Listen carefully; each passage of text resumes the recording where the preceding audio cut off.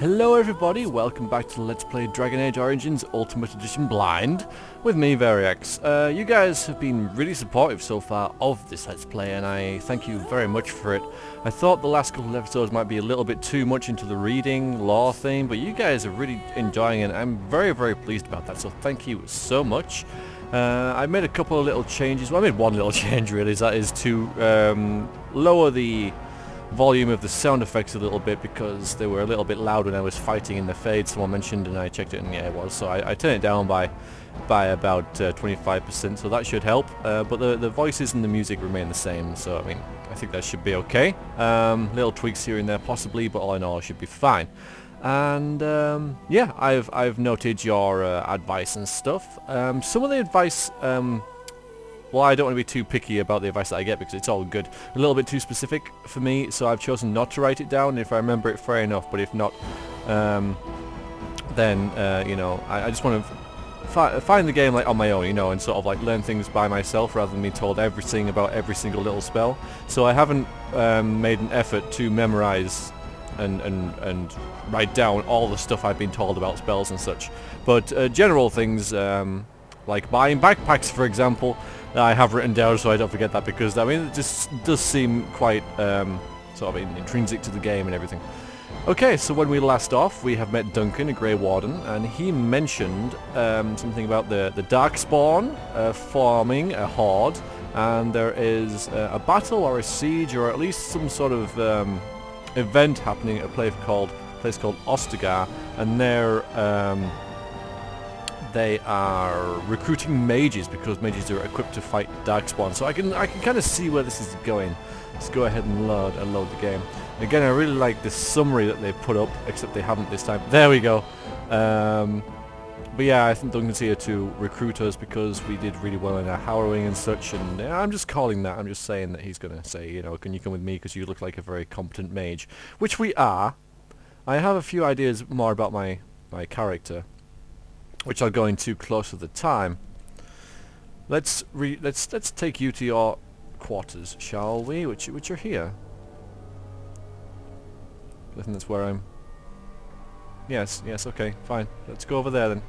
Come along, Duncan. Oh, he's fast. Wow, he is fast. This is the wrong way. Can I go up? Am I not allowed to go up here? Am I not allowed? Third floor is off limits till dinner time. First enchanter's orders. Oh, okay. Well, I gotta go all the way around again. Do I? Do I have to go all the way around? Pretty much. Fine. Oh, yes, and I got to equip my stuff. I got a lot of stuff. For example, mage robes. Oh, good. It tells me what I've already got as well. So my mage robes is better. So I'll have that. Ring of study. Alright, I'll have that. Because can we wear 2 rings? We can. Yay! It's like Morrowind all over again. What else did I get? Private documents, apprentice... No, okay. A magic staff. Let's see. The acolyte staff is +2 spell power. The magical staff is +1 magic.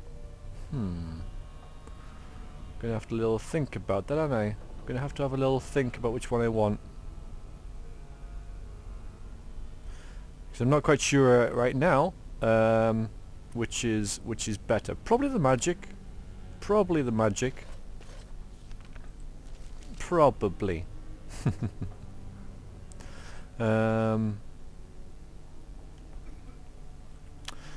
But okay, so hang on. Let me just check this. Yeah, there's spell power. Increases the expected duration and magic and damage of all spells, as well as staff damage. So that's spell. That's spell power. And magic, character's natural affinity with the arcane, is crucial for mages. So it's crucial since it increases spell power score. Right. So magic increases spell power anyway. So spell power is 44 there, and magic is 20. And if I equip this this one, then it's 44 still and 21. So yeah, that is better. Magic is better than spell power, basically, because it increases both magic and spell power. So yeah, there we go. I worked something out on my own. Yay! Should I have come in here? Possibly not. Maybe yes, no, yes. Yes, I should have. Yes. Okay. Thank you for escorting me. You're welcome. Oh, quest completed. Huzzah. Yes, right, that was great. That was massive, epic quest that was. It's got in someone 2 quarters. Codex updated. The Grey Wardens.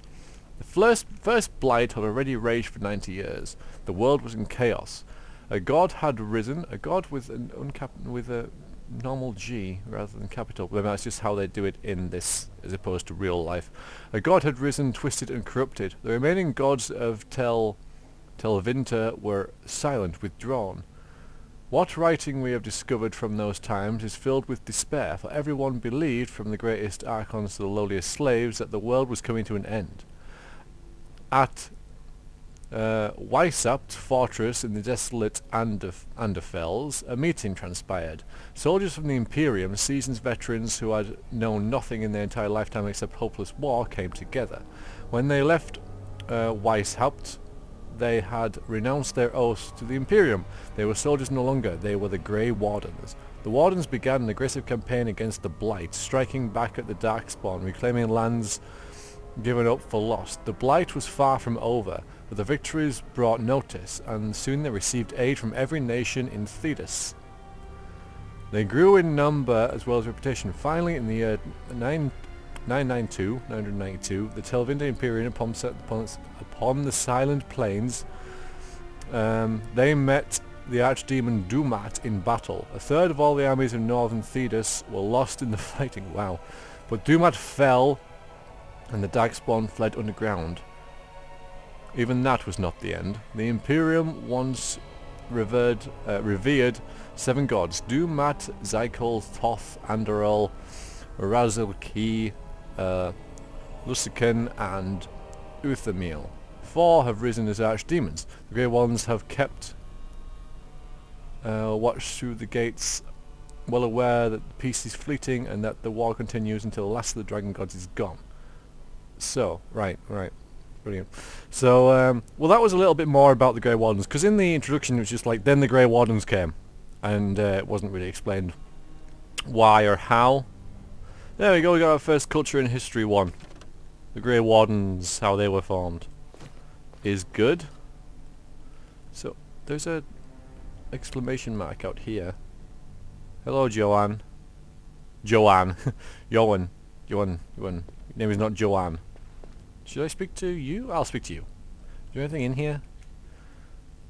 No. No leet loots or anything.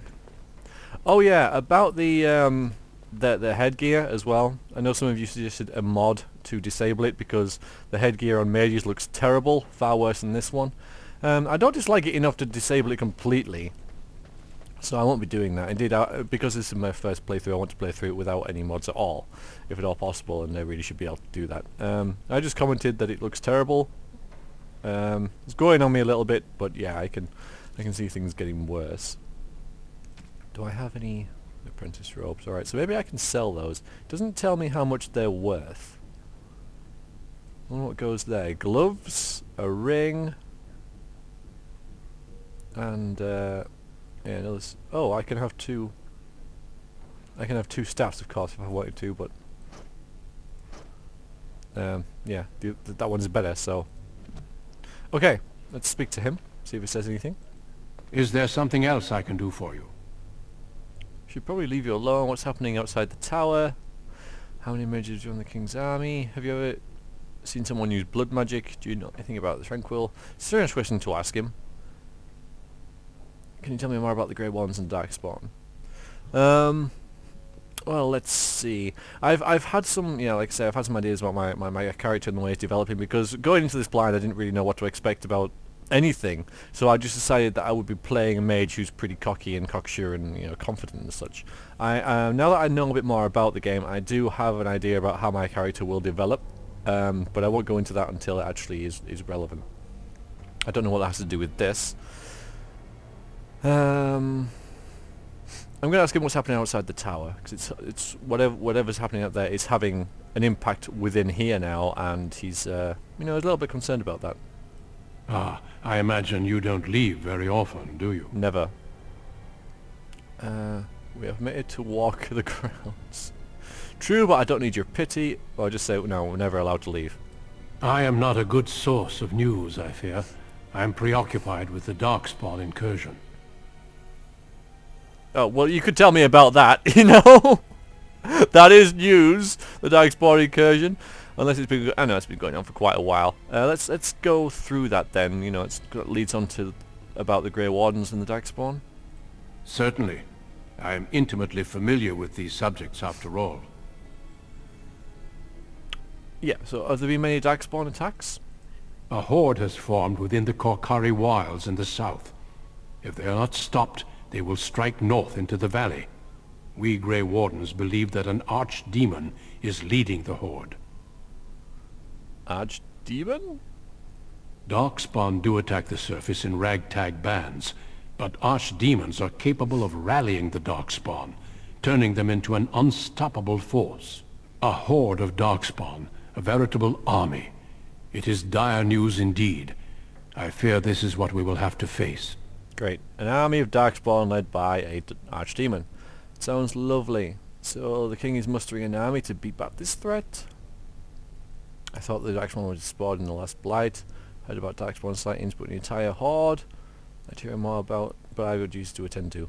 Yeah, we're probably about the army because that's relevant. The Darkspawn actually, in a completely unrelated, well not unrelated, but a note that it's sort of on my mind, so I'll mention it. The Darkspawn sound a lot like a race that I invented for my own writing, because I do have a little sort of side hobby of writing and creating a different setting called the Ta-Chi. And the Ta-Chi were once angelic, noble, good creatures that were transformed into twisted monsters who shun the sun and hide underground and occasionally do exactly what he says, have small incursions and do like destroy small villages and such, but don't really form into big hordes.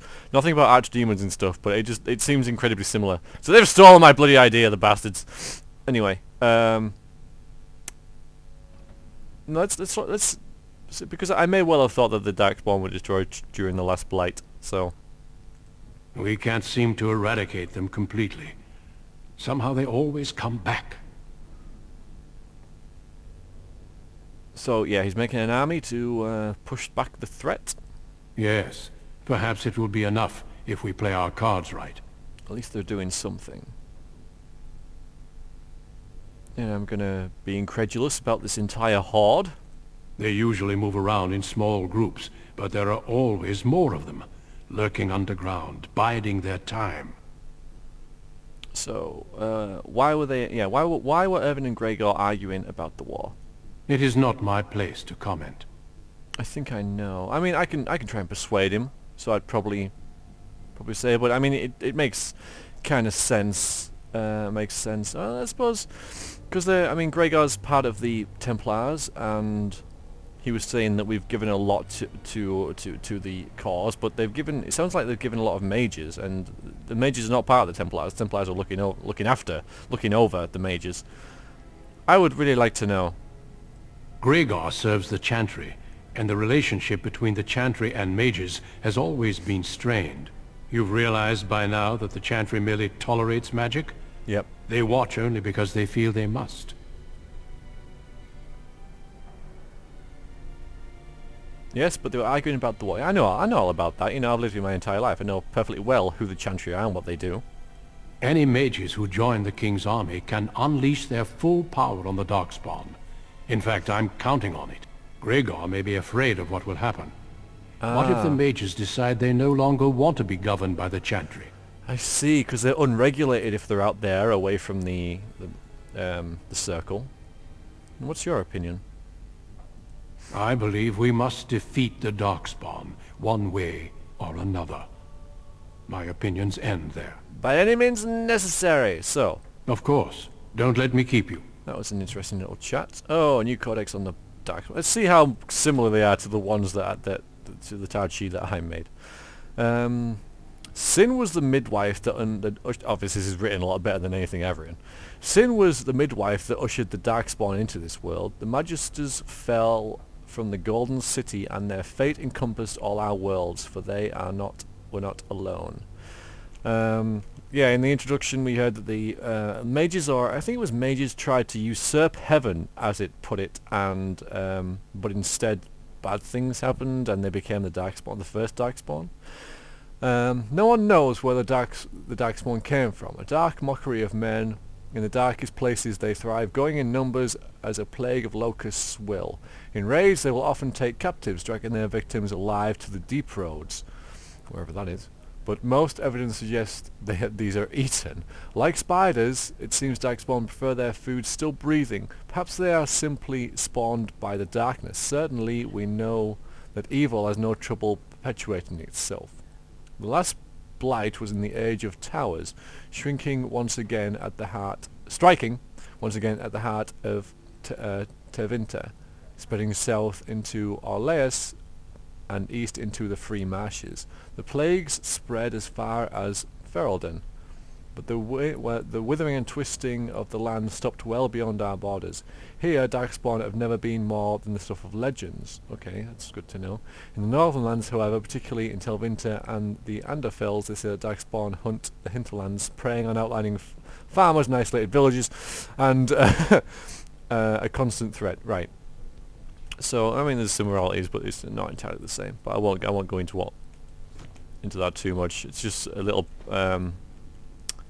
what's the word? A little parallel that I've drawn between them.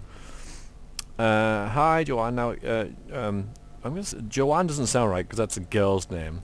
It's probably Joanne. But yes, this is the guy who woke us up, and he seems quite anxious and a nervous type. I'm not sure whether we like him or not, but we'll have a word anyway. I'm glad I caught up to you. Are you done talking with Irving? Are you following me?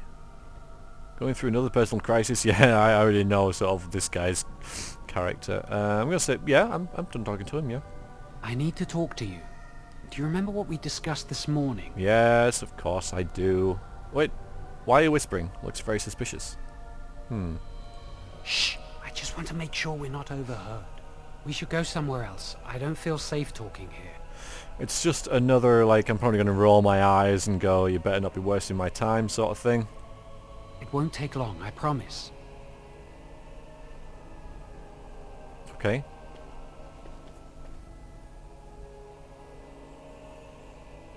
I don't have my hat on in the cutscenes. Probably a good thing. We should be safe here. Alright, who's this? Who is this? I think I recognise this person. You realise there's a priest standing right there? Lovely. We're going to say it. Not a priest. I am merely an initiate. Alright, so I've seen you before. Have I? I'm gonna... You know, it was last session, so I'm not really sure whether I spoke to her or not. I think I did. I think she was, yeah, just round here. I've seen you before. I must have seen her before, because, like, I've been here all my life, and this wouldn't be here if I hadn't seen you before, so I've seen you before. I often attend to my duties in this chapel. Perhaps that is why I seem familiar.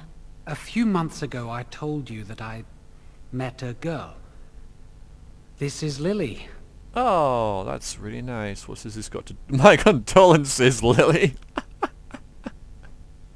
I love it. Oh, I have to. I was beginning to doubt her existence. This fat cow is your lover. Oh, that's nice. No shit, that's forbidden. Yeah, I guess this one. I mean, I do like these two. But if it's... My major concern would be like, whoa, really? I mean, you know, if it is like a thing that it's against everything, because this is all I've known all my life, the rules and regulations and such, and I've grown, or at least, you know, my character has grown to be comforted by it all. You know, it's what he knows.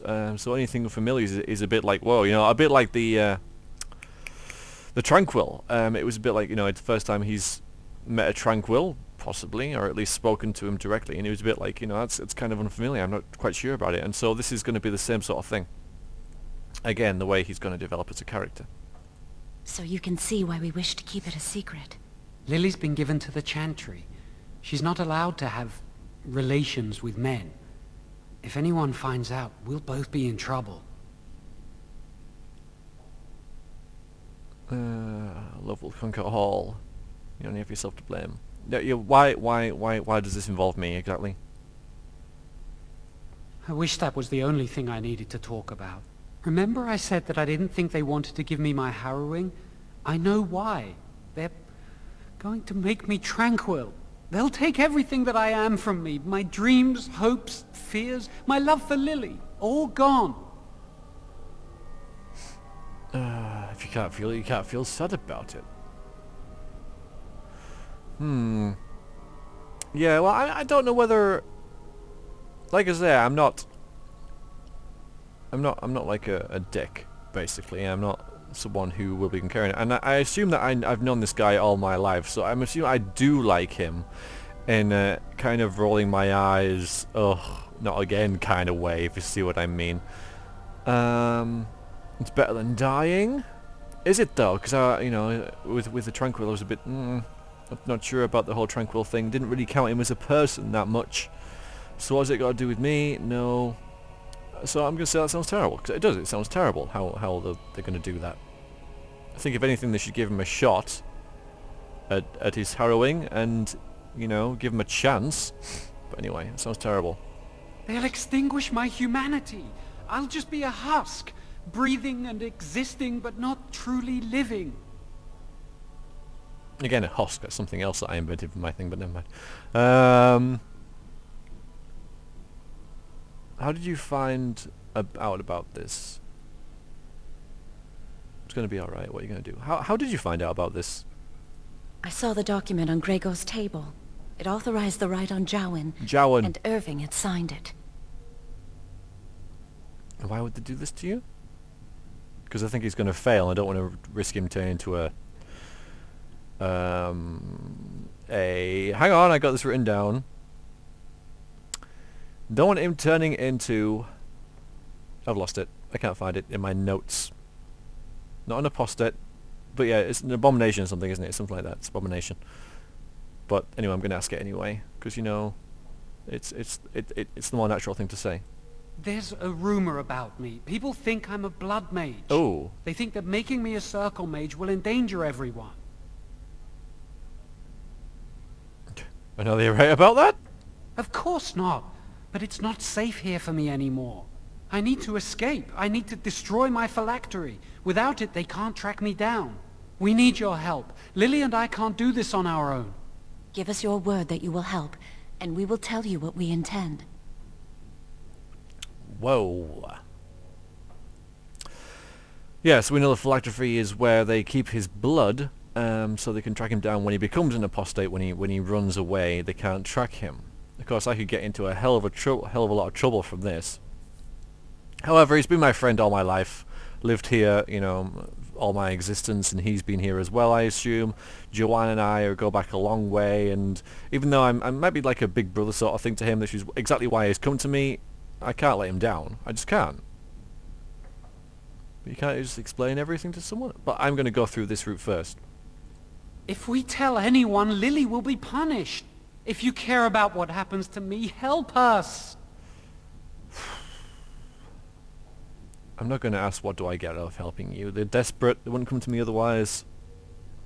Need to think this over. I can't get involved. What do I get? Or I'll help. Pretty straightforward choices. It's nice to have choices as well. Been playing too much Elder Scrolls. Then I give you my word. I will help. Thank you. We will never forget this. So what do you intend to do? This better be a good plan. I can get us into the repository, but there is a problem. There are 2 locks on the phylactery chamber door. The first enchanter and knight commander each hold 1 key. But it is just a door. There is power enough in this place to destroy all of Ferelden. What's a door to mages? What if it's a magical door? You see, we just break through it. That would show signs. And what if it is a magical door? We have no choice. We cannot get our hands on both keys. I once saw a rod of fire melt through a lock. You could get one from the stockroom, but Owain doesn't release such things to apprentices. Right, so that's really just going to incriminate me, isn't it? Oh, can I just have a wandering of fire melt and then the next day a lock's melted off and my best friend's disappeared and he was going to get, you know, become a tranquil? Nevertheless, I'm bound in this now, aren't I? I know what I have to do. Yeah, I've just been through it. Let's not waste more time then. And we'll go to the stockroom and retrieve this rod. Alright. We should stay here. One mage at the stockroom will attract less attention than a mage, an apprentice, and an initiate. Well, yeah, I kind of figured I had to do it because you guys... Oh, alright, so it bugged out there. It bugged out in the other conversation as well. All I did was accept the quest. Codex updated. The Tranquil. Have I read this? I guess not. But yeah, so we didn't miss anything there. I just said I'll be back soon with the rod. But that's worrying, and it only happens so far. I mean, it's happened 2 times, and it's only during conversations. So I mean, once is a bit like, yeah, okay, you know, it's happened. It just tends to pause and then stop recording, and then I can't start recording again for a little while, and then suddenly just, okay, you can record again now.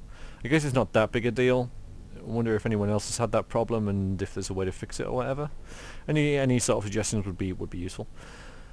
Anyway, the Tranquil. Although apprentices do not know the nature of the harrowing, all of them understand its consequences. They either pass or become full mages, or they are never seen again. Those who fear to undertake this rite of passage, or those who are deemed too weak or unstable, are given the rite of tranquility instead.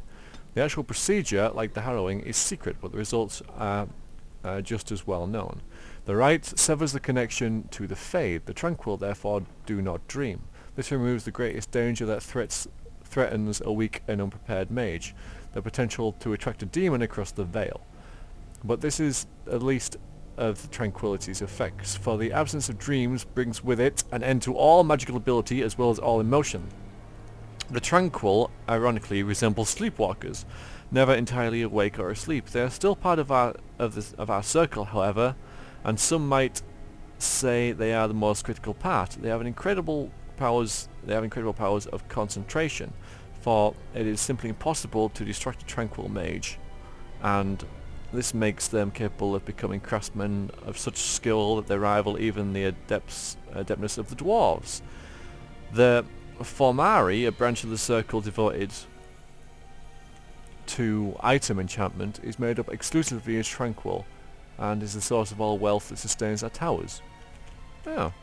Well, I didn't know that. So the Tranquil are actually really useful to us because they can concentrate and stuff. Okay. So if we check this... That's where I'm supposed to be going. Oh, look. There's quests all over the place. Let's just concentrate on what we're doing now. It makes sense as well that we would concentrate on what we're doing. So let's concentrate on what we're doing.